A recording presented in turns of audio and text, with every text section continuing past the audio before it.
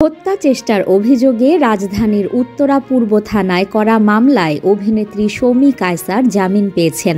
তার জামিন প্রশ্নের রুল যথাযথ অ্যাবসোলিউট ঘোষণা করে এই বিচারপতি আবু তাহের মোহাম্মদ সাইফুর রহমান ও বিচারপতি মোহাম্মদ শওকত আলী চৌধুরীর সমন্বয়ে গঠিত হাইকোর্ট বেঞ্চ আজ বুধবার এ রায় দেন।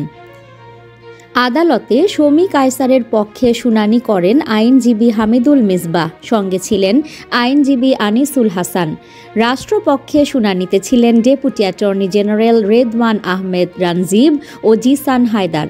রায়ের পরে deputy attorney general Ridwan Ahmed Ranjib বলেন, রুল যথাযথ ঘোষণা করে হাইকোর্ট পুলিশ প্রতিবেদন দাখিল করা পর্যন্ত সময়ের জন্য ওই মামলায় শমী কায়সারকে জামিন দিয়েছেন। এর আগে ওই মামলায় নিম্ন আদালতে বিফল হয়ে হাইকোর্টে জামিন চেয়ে আবেদন করেন শমী কায়সার। এই আবেদনের শুনানি নিয়ে গত বছরের 10 ডিসেম্বর হাইকোর্ট রুল দিয়ে তাঁকে অন্তর্বর্তীকালীন জামিন দেন। এই আদেশ স্থগিত চেয়ে রাষ্ট্রপক্ষ আপিল বিভাগে আবেদন করে।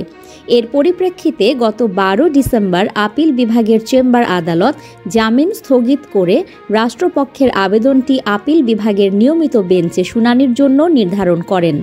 এরপর আপিল বিভাগ চেম্বার আদালতের দেওয়া স্থগিতাদেশ বহাল রেখে হাইকোর্টে এ সংক্রান্ত রুল নিষ্পত্তি করতে সময়সীমা নির্ধারণ করে দেন।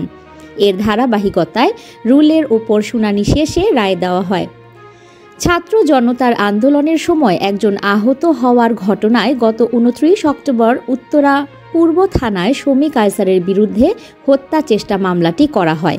পরে গত 6 নভেম্বর রাজধানীর উত্তরা থেকে শমী কায়সারকে গ্রেফতার করে পুলিশ। নিউজ ডেস্ক, সংযুক্ত।